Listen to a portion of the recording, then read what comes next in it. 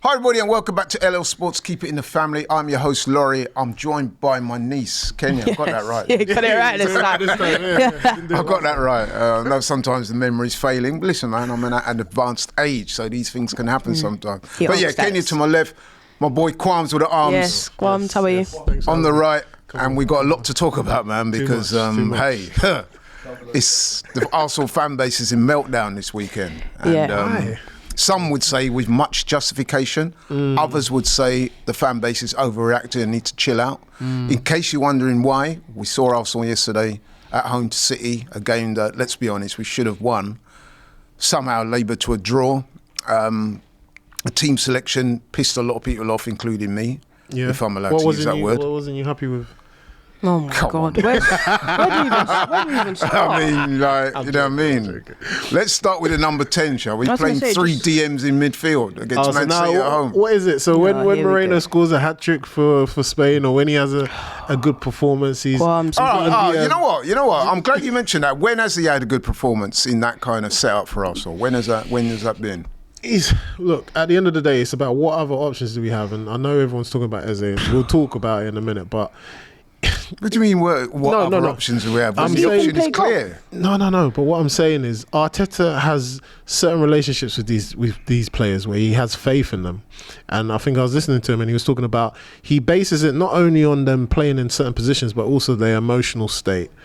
Now, it's not like he's going to ask certain man and he's going to say, look, that's Moreno... Is he a football manager or is he That is what Arteta said. That's the manager. All right, hold it right there because you seem very keen to want to rep the Arteta I'm not repping people. It's not about repping. I'm just trying to understand what's in his Spanish mind. That's all it is. Yeah, well, we're trying to understand too because we don't get it. For me, it's like you said, we spoke about the Liverpool game and we said, all right, cool. Hopefully he's learned his lesson. You know, not putting Moreno in the number 10 or on the left-hand side. It always seems to be those two positions. So if you're going to do one, I would have preferred you done something with the other position. So if you're going to put Moreno in number 10, then you put Martinelli or Eze on the left. That's what I saw. But he threw a curveball and he put Trossard on. He started Trossard. And that's why I'm like, okay, what are you basing it on? Are you basing it on previous performances? The fact that they scored a goal, the assist? I don't know. But all I'm looking at is, out of all of the options that we have on the left, you're starting with one of our slowest ones, with Trossard. What happened in the first half? We're playing in front of Man City. You can't get behind Man City like that. You have to be quick. Where was you when that team was announced? Where was I? I was on the streets. I was in the streets of London, Borough Market to be precise. Right, so when you looked at your phone and you saw that team sheet, what was your immediate reaction? I asked the missus to hold my food while I find a corner and screw. No, I was disappointed. I would bet a lot of money that you were totally surprised by that. Caught off guard. Three players: Saliba, Moreno, Trossard. I didn't want Saliba to start. I'm not saying I don't like Saliba, but Mosquera's been solid. Him and Gabriel have been really good. Their chemistry has been very good. They haven't conceded in open play. That's what I looked at. And I said, as much as I love Saliba, you can't just throw him back in after an injury and just assume that he's going to be okay. Now, we've done that in the previous game. He had to come off injured. So I thought Arteta would have learnt his lesson with that. But no, he didn't. Then the Trossard thing, I'm looking at it and he's playing against who at right back? Kusanov. He ain't going to beat Kusanov in a race, in a foot race. Your most likely bet is Martinelli, because he just scored off of coming off the bench. That cooked Kusanov when he played Arsenal, by the way. Thank you very much. Or Eze, who always performs well against Man City. And that was in a Crystal Palace shirt. So I just don't understand what he was doing. So for me, as soon as he got that lineup, released it, too conservative, not ambitious enough. We've kind of more or less thrown in the towel and we've asked Man City to come to us. So hold it right there, and I'm going to come to you in a minute, Ken. I haven't forgotten about you. Yeah. Sorry, Ken. Sorry. So it's good to hear what you said that, right? Yes. So you're thinking what I'm thinking. You're thinking, rah, this team, man, you know what I mean? It speaks of being conservatism, not being brave, not being attacking enough. We said the same thing after the Liverpool game. We did. A few weeks ago. He's done the same thing again. I don't know what's wrong with him. So this is what I'm saying. So when people like going into meltdown after the game, we've not got the result that we want. And some people are saying, oh, you know what I mean, the Arsenal fans look at them, are overreacting, Kenyah.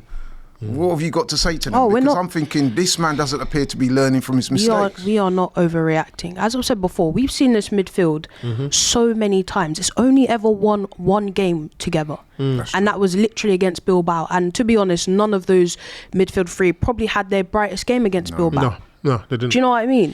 And let's be honest as well, Bilbao were not. I mean, they didn't do, and to be honest, they didn't do anything in front of goal. Good. Yeah, they didn't do anything in front of goal, Bilbao. But even if you go back to last season, when we had other midfield players, we played that midfield. It did not work. We lost 2-0 to Bournemouth. Yeah. That should have been the final. That should have been this doesn't work. Yeah. There's no creativity in there. You either have to play Marino in that 8 or you play Rice in that 8, not both. I don't understand why we keep trying it, because do you know, and I was even saying to some other people, I was like, it's one of them things. What frustrates me the most is that if we were playing this midfield three and we'll see Mikel Merino ball out and we'll see him flourish, you could maybe turn around and say, you know what, I see why the manager's done it, because at least you're really seeing the best of Mikel Merino. You're not even seeing the best of Mikel Merino when you do. There's no positives to, and none of that midfield three are better when they play together. It makes zero sense to me. And I'm just like, we have Ethan Nwaneri, right, who's come in and stepped in for our captain twice and has done an incredible job. Trust that kid and give him the chance. We trusted him last season to come in for Bukayo Saka, who's our most important player. Yeah. And he filled in so well in a position that he's never even played before. Play him in his actual position. Give him the chance. You don't want to play Ethan? Go and play Eze there. You just spent 60+ mil on him for a reason. We're talking about someone who's shown throughout his time at Crystal Palace his level of talent that cannot be ignored. Well, look what he done when he came on. And he comes on and he comes on. He was, you know, he created the most chances of any player on that pitch yesterday. Yeah. He only played 45 minutes. There's no excuses for that midfield. I'm sick and tired of seeing that midfield. It is dreadful. There is nothing. He did it against Liverpool. There is no positives to it. He got dragged by the fans and the pundits and everybody else watching. He's done it again against Man City. Now, to me, right, that is a very worrying development. And you know what I found even more incredulous? Is his comments after the game. After the game. Well, when he said about the Bilbao. Bro said no one was complaining against Bilbao. We were complaining there too. I'll give you one worse than that. Go on. He said, and I guarantee you he said this. I even checked it again this morning. I got it on my phone. I'll send it to you. Is it the Martinelli one? No, not even that. He said, I'm very proud of the team. For me, this was a better performance than we beat City last year. 5-1. The reporter said, what? Better than not? He said, yeah. Double down. That's disgraceful, man. So I'm saying to you, Kwams, if he's saying these types of things and doing these types of things, does that not worry you in terms of our supposed title challenge to Liverpool? He's getting it so wrong, and yet he doesn't even seem to realise he's making a mistake. He's making the wrong decisions, and obviously, one, he's not owning up to it, but what manager does own up to it? But he's not learning quickly from his mistakes, and that's why I said previous weeks, I've said Arne Slot, the reason why he's elite is because he spots a problem and he solves it. He doesn't waste no time. That was Liverpool's biggest gripe about Klopp, is there's a problem and he's not dealing with it. Arne Slot comes in straight away, he notices there's a gap, bang, he sorts it out. Against us, we done well in the first half, second half, straight away he sorted it out. With Arteta, it's like there's problems. He doesn't sort it out swiftly enough. The only time he done it was obviously yesterday in the game, where he went with the wrong lineup, realised at halftime. Yeah, that's what I said that. I said that the reason why you know he got it so badly wrong is that Arteta, of all people, made 2 subs at half-time. He never does that. He never does that. And I said it when the lineup, to be honest, going back to what you said, going back to when you said when the lineup came out, I'd done a video straight away and I said, if we do not score first, or if we're not leading, this guy's going to then hurry all of our players off the bench and make a decision. Instead of just being on the front foot and saying, you know what, I'm going to be proactive. I'm going to take a risk. He decided, no, I'm going to be reserved, because he's still more worried about the opposition. We have more cards in our decks. We've got the depth. We're talking about the depth in squad, and we're not even using it. We're going back to Trossard. I was screaming about starting Trossard against Man City about 3 years ago. 3 years ago, bro. And he Uno reversed it.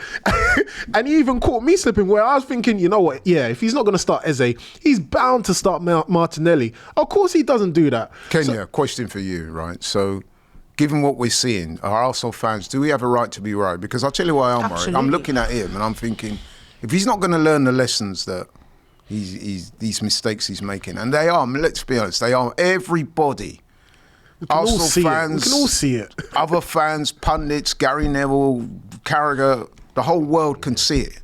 He can't see it. If he's going to continue in this vein, then do we have a chance of winning the title or winning a major this year with him in charge? I just think, I was really reflecting on it the other day. If we think back to our previous title charges, there's only one title charge where I say actually it was just unlucky. All the other ones, the one where Saliba's injured, the refusal to play Jakub Kiwior, and the constant I'm going to play Rob Holding because he's right-footed. It took us to basically lose it out for him to decide to play Kiwior. Yeah. Where when he played, we won every single game. Do you know what I mean? The season before that, last season especially, I'm not going to get anyone in. I'm going to persist with this squad. I'm going to persist with Havertz and Jesus, Jesus that has injury issues, Havertz that we know is inconsistent, isn't really an out-and-out number 9. I'm going to persist with, I don't need Reece Nelson, I don't need Fabio Vieira, I don't trust them, I'm not going to get anyone else. And then we had no squad. I'm constant. There are so many examples of this guy making decisions where he should have learnt from it, and he always learns too late. And I'm like, how many more late chances are we going to give this person? Do you know what I mean? As we speak, Kenyah, we all know this. We're 5 points behind Liverpool, 5 games in. What's even more frustrating is that what's so funny is that we've got Newcastle next, and we all could sit here and say we could see that exact same midfield. That's the issue. We're going to struggle. We've seen that midfield how many times it doesn't work. He will persist with it, and that's my issue. How can someone who wants to win something, this is the definition of insanity, doing something over and over and over and expecting different results. And he does it constantly. I'm not going to drop this person because they're my favourite. I can consider, although they're playing very poorly, well, I don't really want to play Ethan, or I don't really want to play this player, I'm just going to persist with this. That's an issue. Good managers make changes and make hard-hitting decisions. Let me give you an example. Liverpool played Burnley. Kirkes was having a very poor game. Yep. Arne Slot said 37 minutes, mate, you're off.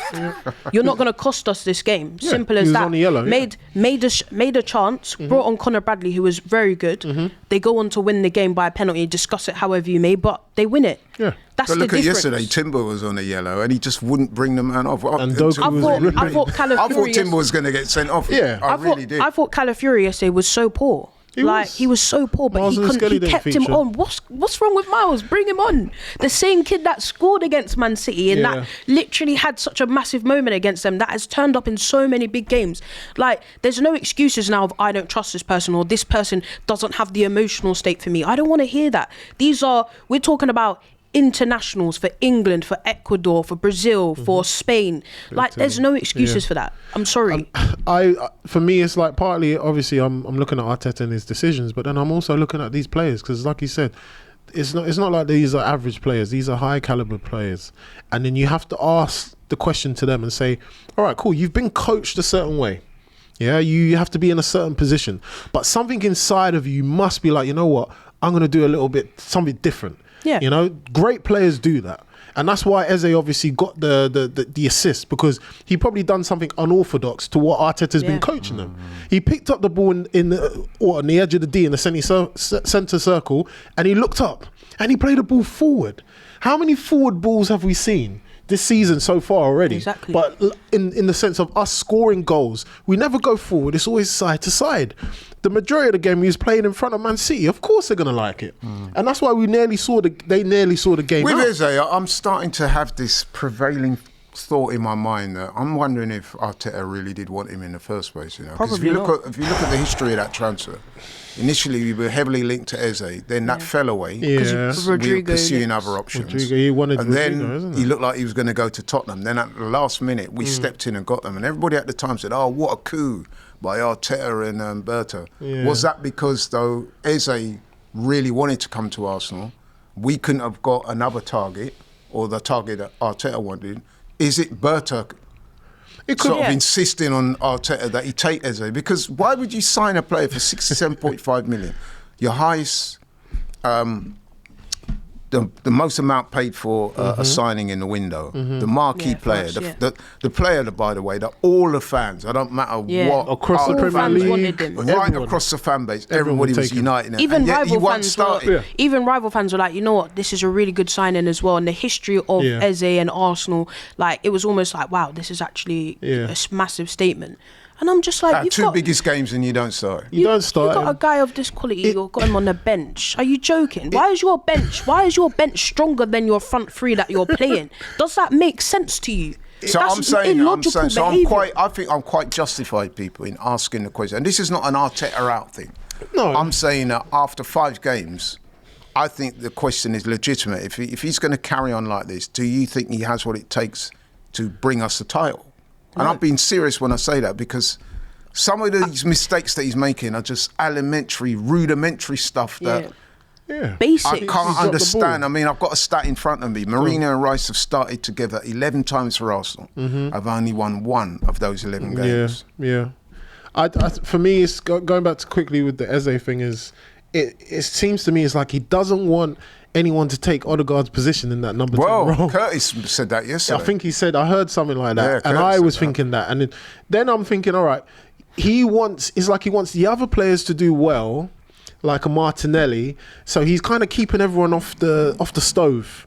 It's like when you should be playing Eze, you're not playing him, and you're playing the other players. And then when you should be playing the other players, you're playing Eze, and you're expecting them to get to a certain level.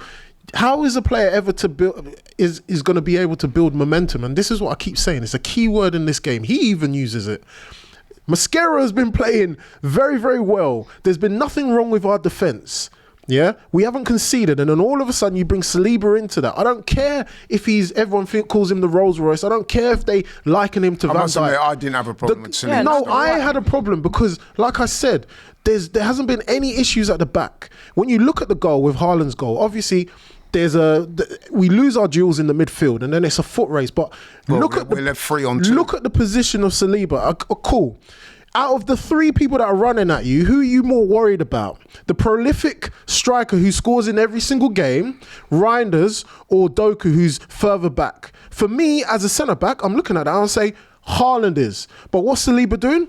He's facing this way. Haaland's behind him. Well, so how can you see him? Screaming at him. Right, Gabriel's even screaming at him because he's like, bro, don't worry about them. Focus on him.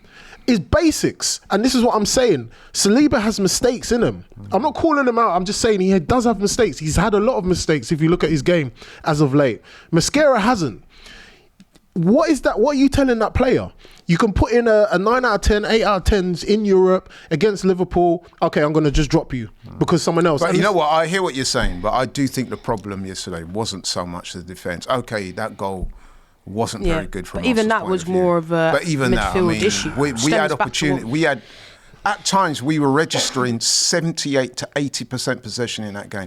That is totally unheard of. Dominate.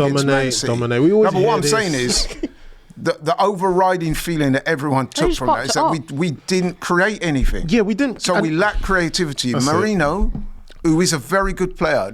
I'm not denigrating Mourinho. He's a very good player.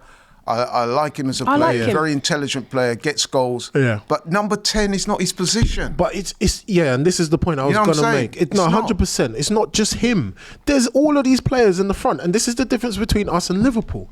Liverpool, when they attack, how many players attack? You've got Szoboszlai, you've got Ekitike, you've got Wirtz. They're all running beyond the men. They're stretching the play. And this is what I'm saying. We was just playing in front of Man City. So it's easy to defend against us. So this is why I look at the players and I'm like, might as well just take a chance, run forward. There was this invisible shield in front of Man City and no one wanted to just step the ball forward. And like I said, the only time that happened was when it was Eze. And bless him, is in our own half, we had to play a ball over the top. So you have to take risks. You have to make runs beyond your man. That's something that we don't like doing. And then we're putting more pressure on Gyökeres. This is a prolific striker that's been banging in Europe. Yeah. We're not playing to his strengths. And then we got rival fans obviously calling him out and say, oh, look at him. Because he's getting balls that are being played right across the box or right across in the wing. That's not where he can hurt people. He wants early balls into feet. Yeah, he's not getting that. Even in front of him. How does this situation play out? Because We know the story honestly already, quite guys. Fearful. We know the story already. Even though it's only 5 games, and people say, "Oh, don't panic, it's only 5 games," which I get that also. But my problem is that this manager, he's not learnt the lessons of what happened a few weeks ago against Liverpool. Is there any reason to suggest he's going to get it right next week against Newcastle? Hell no. I'm not. I wouldn't even be surprised if I see Mikel Merino start again. If I see that midfield three again, I'll be so honest. My issue is, like, I don't even like to waste my energy talking about Mikel Arteta's job because we already know the status of what it is. No, He's going to be here for a long while because the club are happy with where he's at. But my thing is just like, this is someone who's proven throughout this whole time he doesn't learn, and when he does learn, it's too late. It's already far gone. We're already too many points behind, or we've already lost this opportunity, etc. I'm just so frustrated, so annoyed because now, last season, maybe the season before, okay, you didn't have the striker, you didn't have the backup for Saka, you didn't have the Eze or whatever. Now you do. Make that count. You can't be telling me that Eze isn't good enough to be starting over Mikel Merino or Trossard. That's ludicrous behaviour. So I'm sorry, he has to. That game against Newcastle, I know we got Port Vale next, but that game against Newcastle, I want to see an Eze. I want to see a Saka. I want to see maybe either a Martinelli or an Ethan. I don't want to see this favouritism dead that. Because in my opinion, if you look at the best teams, there are no favouritism. You play well, you start. Yeah, simple as that. Simple as that. It's not, oh, this guy's my pal, this guy's my buddy. You look at someone like Pep, for example, for the last 2 years, he doesn't start Doku every game. He doesn't start Savinho every game. Sometimes it's Phil Foden. Sometimes it's Omar Mamouche. He switches it up because it's like, yo, if you're in form and you're playing well, you are going to play. And that's how we have to look at it. Simple as that. And I just think that, in closing for myself, the mentality, if Arsenal are going to win something, man, I feel sorry for them we've players, got to switch up the mentality, because at the moment we're just cautious, risk averse, and we're not creating enough. Not to beat the teams like Liverpool and Man City. You can get away with that. Again, no disrespect against the likes of Leeds and Forest and we should be mashing them up. But at the end of the day, it's a long season. You're going to come up against teams who are going to test you, and if you keep getting the selections wrong and the tactics wrong, it's not going to work. Quams, I'm going to give you the last word, bro. You can't keep. I think I remember watching Man United at a time where they would just kept counter-attacking, and they would end up getting the game back and maybe getting a draw or winning it in last minutes. We can't have that approach. Good teams or great teams that win titles, they start off how they mean off, in the sense that they start strong. They don't leave any stone unturned. That's why Liverpool have won as of late. Man City have won. If we don't take those lessons from these teams in terms of Mikel Arteta, we're going to end up just being a maybe team. I don't want to be a maybe team. I've said this before. We can't have this. So questions will be asked, and rightfully so, of Mikel Arteta. The next few games: Port Vale, Newcastle, who we got? Olympiacos, West Ham, Fulham. Do you know what I mean? These are tough. These are tough games, because these are the games where they're going to play low blocks, and you have to be creative. You have to play outside of the box and do something different in order to win those games. So I'm just looking at Arteta. I'm looking at you, my friend. The pressure is on, so you better get ready, bro. That's all I'm saying. Please. So there you have it, people. That's the thoughts of the panel. We believe that the criticism of Arteta is justified. We're not calling for his head. We're just saying that, look, you need to take a more positive, proactive approach. And hopefully he would have learned his lesson, something that he did appear not to do when we played Liverpool, because he went and made the same mistakes against Man City. And it's cost us again. Okay, we didn't lose, but we dropped 2 points. That's 5 points we dropped now after 5 games. Liverpool are already clear favourites after 5 games. Not acceptable. But anyway, that's all from us. Thank you so much for watching. Thanks to Kenyah. Yes, thanks to Quams. Thanks to you for watching. Catch you on the next one. We're out.